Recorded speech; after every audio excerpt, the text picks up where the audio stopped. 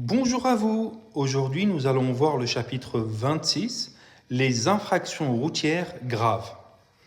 Alors, les infractions routières graves sont des comportements sur la route qui mettent en danger la sécurité des conducteurs, des passagers, des piétons et des autres usagers de la route.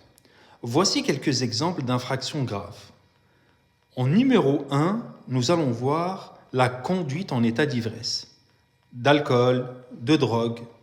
Un taux d'alcoolémie au-dessus de la limite légale ou la consommation de substances psychoactives qui altèrent la conduite.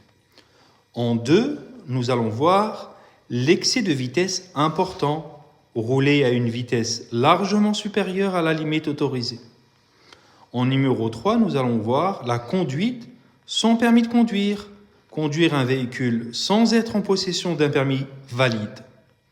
En numéro 4, nous allons voir le refus d'obtempérer. Ne pas se conformer à un ordre des forces de l'ordre, par exemple en ne s'arrêtant pas à un contrôle routier. En numéro 5, nous allons voir la conduite sous l'emprise de stupéfiants. Conduire après avoir consommé des drogues ou des médicaments qui affectent la vigilance. En numéro 6, nous avons la triple infraction simultanée.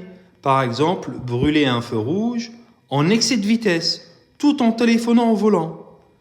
En numéro 7, le non-respect des distances de sécurité. Se rapprocher dangereusement d'un autre véhicule, en particulier sur autoroute. En numéro 8, le passage à un feu rouge.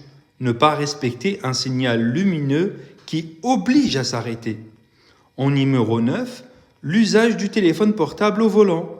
L'utilisation d'un téléphone sans dispositif main libre ou sans tenir le véhicule sous contrôle. En numéro 10, la mise en danger délibérée de la vie d'autrui. Un comportement agressif comme le dépassement dangereux ou la conduite en zigzag. Ces infractions entraînent des sanctions sévères telles que des amendes importantes, des points de permis retirés, voire des peines de prison en fonction de la gravité de l'infraction et des circonstances. J'espère que cette leçon vous a plu. N'hésitez pas à laisser un commentaire ou à vous abonner, mais vous pouvez faire les deux en même temps. Bonne journée et à demain pour la prochaine leçon.